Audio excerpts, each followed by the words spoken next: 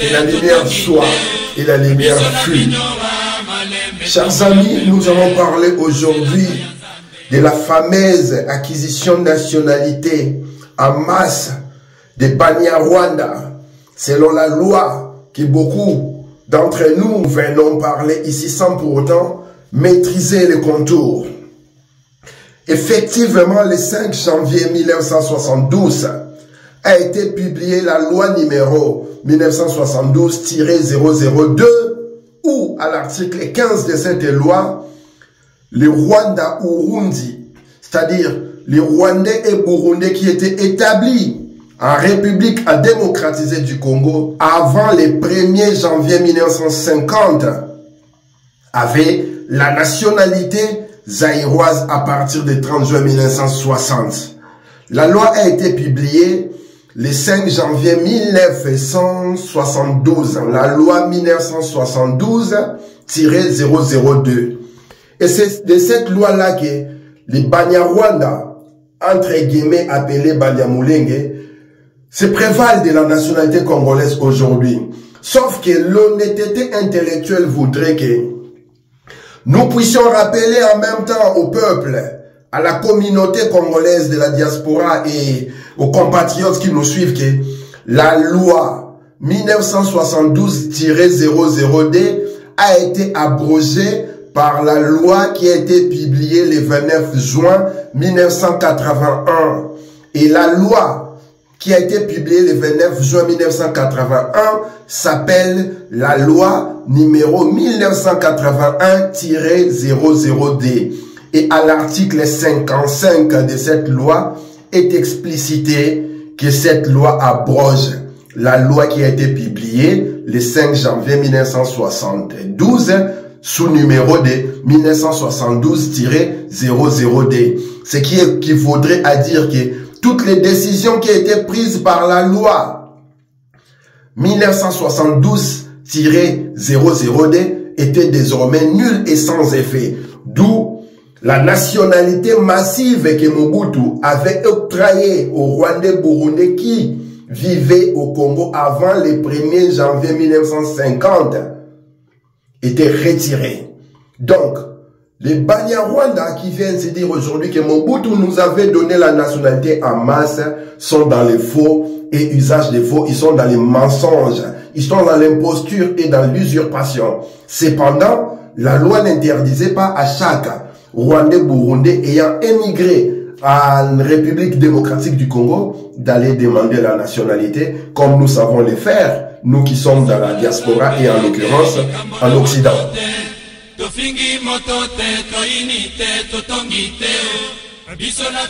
La situation des Banyamulenge, chers amis, il n'existe pas une tribu, une ethnie ou un clan en République démocratisée du Congo qui s'appelle Banyamulenge. Ceux dont vous appelez les Banyamulenge, ce sont en réalité des Banyarwanda. Et il faudra lire l'histoire de la République démocratisée du Congo, sa constitution comme État, pour comprendre que la tribu, l'ethnie, les clans Banyamulenge n'existaient pas. D'autant plus, le concept de Banyamulenge a été mis sur orbite par M. Isaac Frédéric Guizaro Muoza, le père de l'actuel ministre de Tshisekedi, Alexis Guizaro. En 1976, Isaac Frédéric Guizaro Muoza était en train d'écrire une thèse et c'est dans cette thèse-là qu'il a développé le concept de Banyamulenge. Pour vous dire que Banyamulenge n'est pas un mot qui existait, mais qu'on a mis sur orbite par une personne pour développer une idée, un concept. La colline de Mulenge, soi-disant la terre qu'on appelle Mulenge, où ils auraient tiré leur nom. Les propriétaires de ces terres-là sont les Bafuleo et les Babemba, si j'ai bonne mémoire. La question de la nationalité, lorsque vous venez parler de la nationalité, chers amis, vous devez comprendre que la nationalité s'exprime sous deux volets. Ce qu'on appelle les ius soli et les ius sanguinis, les droits des sols et les droits des sangs. Les droits des sols et les droits des sangs donnent la nationalité d'origine. Les droits des sangs permettent à avoir la nationalité d'origine. Les droits des sols donnent l'acquisition de la nationalité.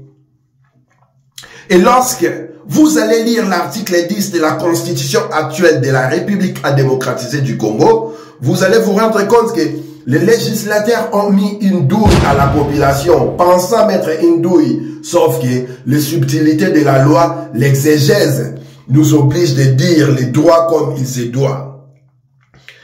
On dit la nationalité congolaise est une et exclusive. Elle ne peut être détenue en concurrence d'une autre nationalité.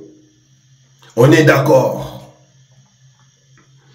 Est attribuée la nationalité congolaise toute personne pouvant prouver que son groupement ethnique était dans ce qui est devenu au 30 juin 1960 la République démocratisée du Congo. Nous ne sommes pas d'accord pour la simple raison que l'origine du Congo, ce n'est pas le 30 juin 1960.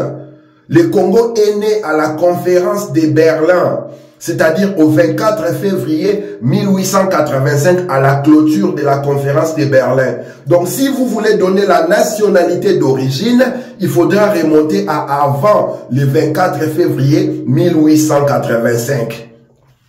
Ceux qui ont écrit l'article 10 de la Constitution actuelle en République démocratique du Congo ont menti au peuple congolais parce que on ne peut pas donner la nationalité d'origine au 30 juin 1960 parce que l'origine, la création du Congo ne remonte pas au 30 juin 1960 mais bien au 24 février 1885. Et je rappelle, cela s'est effectué à la conférence de Berlin.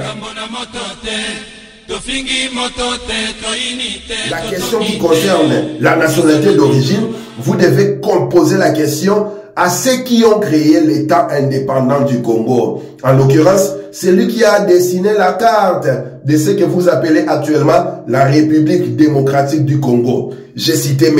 Henry Morton Stanley. C'est lui qui a pris les cessions des terres et des souverainetés à travers les chefs des clans, des tribus et des ethnies de la République démocratisée du Congo, en tout cas des terres qui sont devenues États indépendants du Congo au 24 février 1885. Il a sillonné le nord et le sud, l'est à l'ouest, en contractant avec les propriétaires des terres, avec les chefs des clans, les chefs des tribus, les chefs d'ethnie qui possédaient des terres. Et ces contrats-là lui ont permis de dessiner la carte de l'actuelle RDC. Et lorsque vous allez questionner à Henry Morton Stanley les noms de ceux qui ont signé les documents, qui ont cédé les terres et la souveraineté à Léopold II, nulle part vous allez trouver Banyamulenge, nulle part vous allez trouver Banyarwanda et encore moins des Tutsis, propriétaires de terres qui ont cédé les terres à Stanley pour que ces terres-là deviennent les propriétés de Léopold II. Et constituer ce qui est devenu au 24 février 1885 État indépendant du Congo.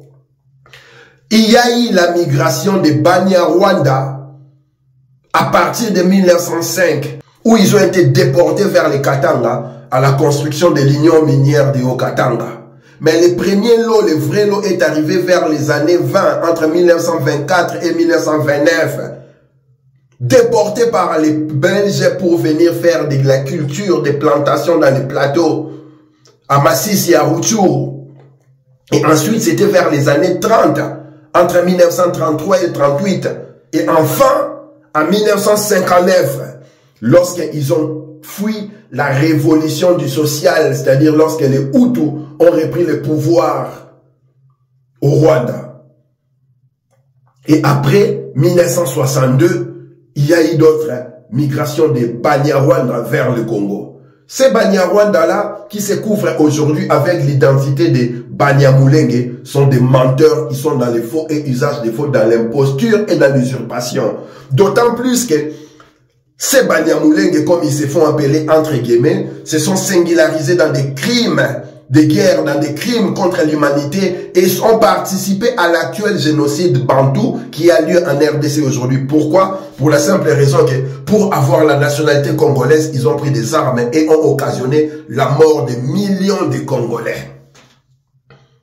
Cela ne veut pas dire que nous refusons, nous rejetons la nationalité de certains de ces individus-là parce que toute personne ayant fait la démarche légale pour obtenir la nationalité, les droits donnent la réponse. Donc, ils ont la nationalité par acquisition pour certains individuellement et non en général. Et en aucun cas et aucunement, ils ont la nationalité d'origine. C'était les camarades Zoro Mylène Ingeta du bataillon Front Populaire. Éteignons la lumière.